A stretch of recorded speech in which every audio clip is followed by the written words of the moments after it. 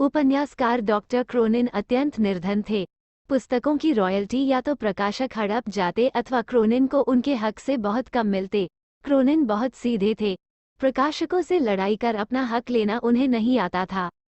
अतः गरीबी में उनका जीवन कट रहा था। इसी गरीबी में जैसे तैसे उन्होंने चिकित्सा की पढ़ाई पूर्ण की और डॉक्टर बन गए। जब वे चिकित्सा के क्षेत्र में आए तो कुछ लोगों ने उन्हें इसके जरिए पैसा कमाने का तरीका बताया। वे लोगों की बातों में आकर मरीज से मोटी फीस वसूलने लगे। वे किसी भी निधन पर दया नहीं करते और पूरा का पूरा चिकित्सा खर्च ले लेते। ये देखकर क्रोनिन की पत्नी बहुत दुखी हुई। वे अत्यंत दयालु थी। पति की गरीबों के साथ यह निर्दय देख एक दिन वे बोली, हम गरीब ही ठीक थे, कम से कम दिल में दया तो थी। उस दया को खोकर तो हम कंगाल हो गए, अब मनुष्य ही नहीं रहे। पत्नी की मर्मस्पर्शी बात सुनकर डॉ. कोनिन को आत्मा बोध हुआ और उन्होंने अपनी पत्नी से कहा, तुम सच कह रही हो। व्यक्ति धन से नहीं, मन से धनी होता है।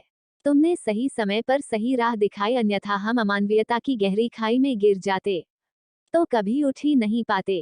कथा का निहितार्थ यह है कि जब मनुष्य अपनी मानवीयता की मूल पहचान से डगमगाने लगता है तो सामाजिक नैतिकता तो खंडित होती ही है, वह स्वयं भी भीतर से खोखला हो जाता है, क्योंकि ऐसा उनकी पवित्र संस्कारशीलता बलि चढ़ने के बाद ही होता है। इसलिए कर्म योगी बने।